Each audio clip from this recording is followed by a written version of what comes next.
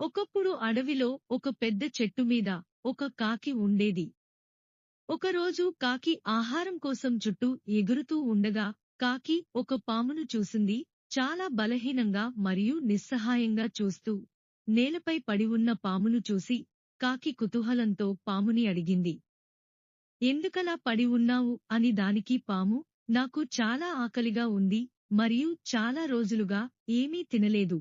నేను కదలడానికి మరియు నా ఆహారాన్ని పట్టుకోవడానికి కూడా ఓపిక లేక బలహీనంగా ఉన్నాను అని సమాధానం ఇచ్చింది.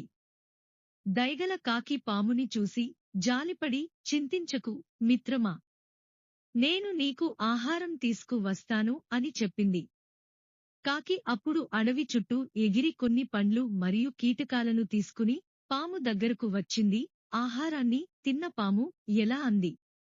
పాము చాలా కృతజ్ఞతతో కాకి తనకు చేసిన సహాయానికి కృతజ్ఞతలు తెలిపింది. ఇద్దరూ మంచి స్నేహితులయ్యారు. కాకి పాముకి ఆకలి వేసినప్పుడల్లా ఆహారం తెచ్చేది. అయితే ఓ రోజు పాము అసలు స్వరూపం బయటపడింది. కాకి చుట్టూ ఎగురుతున్నప్పుడు పాము సమీపంలోని తన పిల్ల పక్షుల గూడు వైపు పాము దొంగచాటుగా పాకడం చూసింది. పాము పిల్ల పక్షులను తినబోతుందని కాకికి వెంటనే తెలిసి చాలా కోపం వచ్చింది. కాకి పాముని తిట్టింది, నువ్వు ఇంత క్రూరంగా ఎలా ప్రవర్తించావు. నేను నిన్ను నమ్మి నిన్ను నా స్నేహితుడని అనుకున్నాను.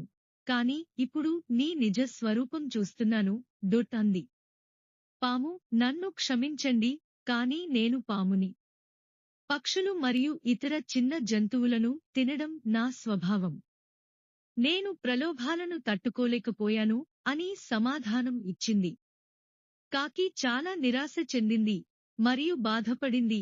కొన్నిసార్లు మనుషులు లేదా ఈ సందర్భంలో జంతువు స్వభావం గల ఉద్దేశాలను కలిగి ఉంటారని మరియు మనం ఎవరిని విశ్వసిస్తామో వారి నుండి జాగ్రత్తగా ఉండటం ముఖ్యం అని కాకి గ్రహించింది.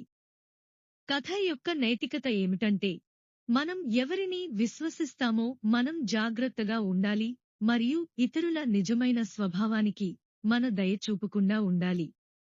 ప్రతి ఒక్కరికి వారి స్వంత స్వభావం మరియు ఉద్దేశాలు ఉన్నాయని అర్థం చేసుకోవడం కూడా చాలా అవసరం మరియు మనం వాటిని